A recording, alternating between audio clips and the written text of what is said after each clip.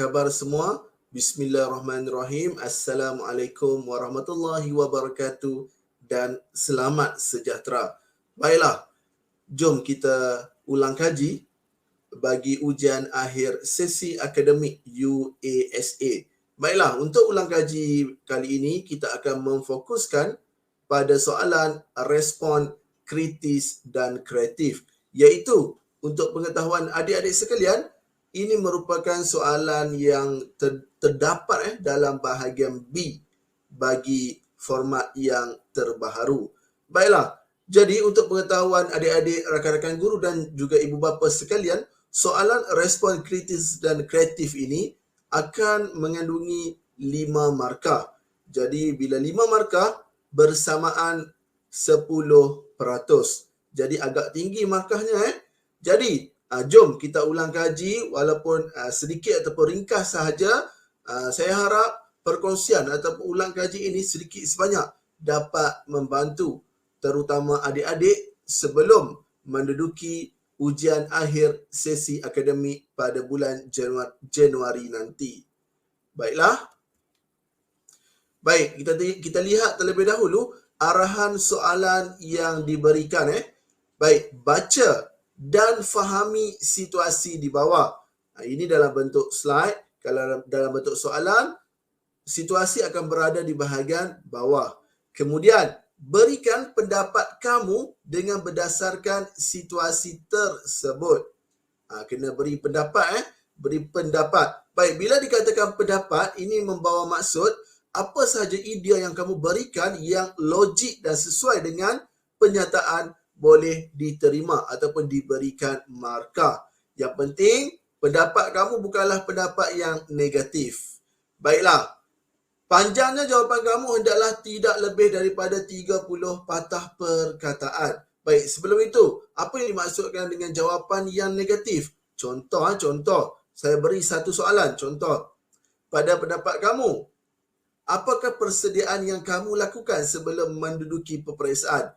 Jadi, kalaulah kamu tulis jawapan, saya tidak melakukan apa-apa persediaan. Jawapan seperti itu walaupun sebenarnya ada wujud, tetapi tak boleh diterima. Jadi, itulah antara jawapan yang kita anggap tidak rasional. Baik. Jadi, jawapan kamu ingat, tak lebih daripada 30 patah perkataan. Di sini membawa maksud kalaulah jumlah patah perkataan yang kamu tulis antara 25 hingga 35 masih boleh diterima.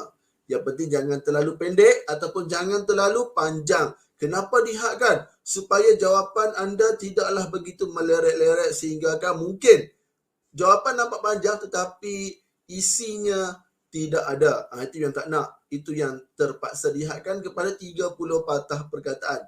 30 patah perkataan tak panjang. Agak pendek sebenarnya. Baiklah, seterusnya jom kita lihat pernyataan ataupun situasi.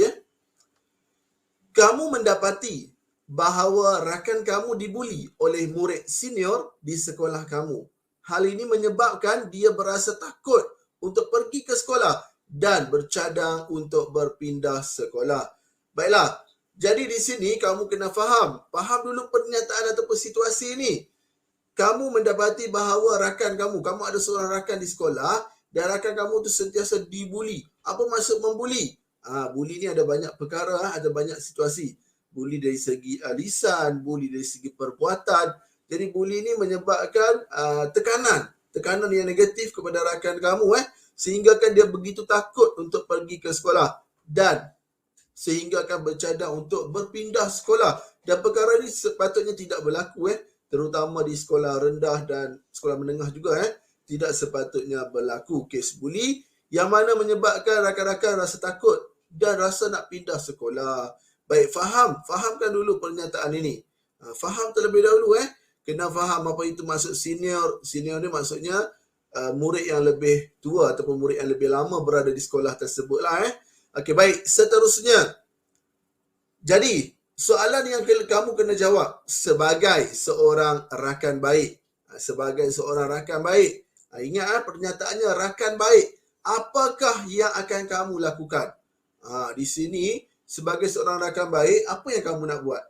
Baik, untuk 30 patah perkataan sepatutnya kamu cari 2 isi saja. dua isi saja, dan jawapan itu tidak perlu huraian yang terlalu panjang. Kerana 30 patah perkataan lebih kurang 2 ayat. Satu ayat lebih kurang 15 patah perkataan. Dan kalau kamu tulis huraian yang terlalu panjang menyebabkan terlebih bilangan perkataan, melebihi 30 perkataan, 30 patah perkataan nanti. Baik, jadi sebagai seorang rakan baik, apakah yang akan kamu lakukan? Baik, 5 markah, ingat 5 markah. Pastikan tulis dalam 2 ayat, yang mana kalau boleh ada 2 isi, dan jangan lebih daripada 2 isi kerana khawatir akan melebihi 30 patah perkataan. Baiklah. Jadi di sini untuk situasi yang berlaku ni, kes buli. Apa yang boleh dibuat? Yang pertama, kamu kena cari dua isi. Mungkin boleh laporkan kepada guru, ataupun boleh berjumpa dengan rakan kamu beri nasihat, ataupun kamu boleh meminta pandangan daripada pengawas sekolah, ataupun meminta pandangan daripada ibu bapa. Itu antaranya. Jadi kamu pilih 2 saja.